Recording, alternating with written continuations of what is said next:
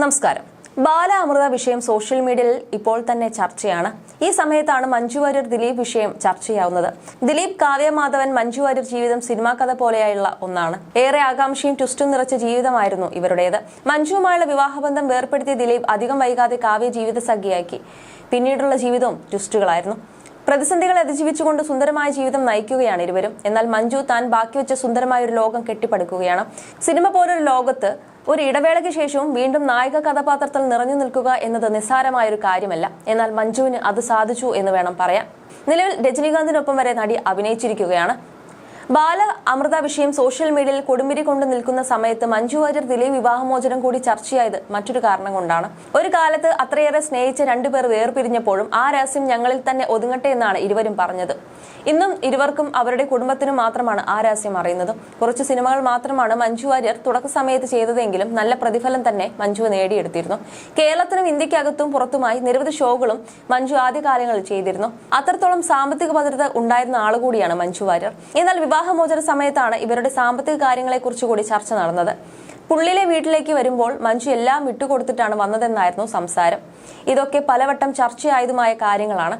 എന്നാൽ ഏകമകൾ മീനാക്ഷി ദിലീപ് അച്ഛന്റെ ഒപ്പം ആയതുകൊണ്ട് തന്നെ മഞ്ജുവിന്റെ സമ്പാദ്യമെല്ലാം സഹോദരൻ മധു വാര്യരുടെ മകൾക്ക് ആകുമെന്ന ചർച്ചകൾ വരെ ഉണ്ടായിരുന്നു ഈ അടുത്ത കാലത്തായി. എന്നാൽ മഞ്ജുവിന് അങ്ങനെ മകളെ വിട്ടുകളയാൻ പറ്റില്ല. സമ്പാദ്യമെല്ലാം മീനുട്ടിക്ക് തന്നെ എന്നാണ് ഇപ്പോഴും ആരാധകരുടെ സംസാരം. അതേസമയം മഞ്ജുവിന്റെ തമിഴ് സിനിമ റിലീസിനൊരുങ്ങുകയാണ്. താരത്തിന്റെ പ്രതിഫലത്തെക്കുറിച്ചുള്ള ചർച്ചകളും ഇപ്പോൾ നടക്കുന്നുണ്ട്.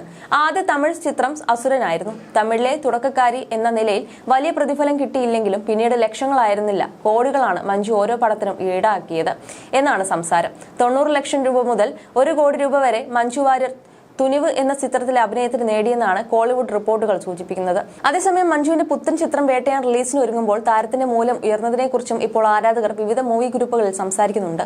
160 കോടി ബജറ്റിലാണ് വേട്ടയാൻ നിർമ്മിച്ചിരിക്കുന്നത്. അതുകൊണ്ട് തന്നെ ലേഡി സൂപ്പർ സ്റ്റാർ എന്ന് മലയാളികൾ വിശേഷിപ്പിക്കുന്ന മഞ്ജുവിന് എന്തായാലും കോടികളാകും പ്രതിഫലമെന്നും തമിഴ് മാധ്യമങ്ങൾ റിപ്പോർട്ട് ചെയ്യുന്നുണ്ട്. 200 കോടിക്ക് മുകളിലാണ് മഞ്ജു വാര്യരുടെ ആസ്തിയെന്നാണ് ഫിലിം ബീറ്റ് പോലെയുള്ള ചില ദേശീയ മാധ്യമങ്ങൾ റിപ്പോർട്ട് ചെയ്യുന്നത്. മലയാളത്തിന്റെ ലേഡി സൂപ്പർ സ്റ്റാർ എന്ന് വിശേഷിപ്പിക്കുന്ന നടിയാണ് മഞ്ജു.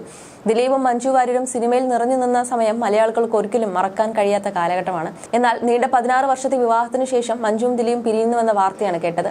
പിന്നീട് മഞ്ജു വാര്യരുടെ ജീവിതം ഇനി എന്ത് എന്ന ചോദ്യം എല്ലാ മലയാളികൾക്കും ഉണ്ടായിരുന്നു. എന്നാൽ സിനിമയിലേക്കുള്ള തിരിച്ചുവരവിന് ശേഷം വേറിട്ട കഥാപാത്രങ്ങളോടെയാണ് മഞ്ജു ആരാധകരുടെ ഇടയിൽ എത്തിയത്. എല്ലാം ആരാധകർ ഇരു കൈയും നീട്ടിയാണ് സ്വീകരിച്ചത്. അഭിനയവും ഡാൻസും പാട്ടുമൊക്കെയായി സജീവമാണ് നടി. വിജയ് നായകനാക്കി എച്ച് വിനോദ് സംവിധാനം ചെയ്യുന്ന ദളപതി 69 എന്ന് താൽക്കാലികമായി പേരിട്ട സിനിമയിൽ മഞ്ജു വാര്യർ ഉണ്ട് എന്ന ചർച്ചകൾ സജീവമാവുകയാണ്.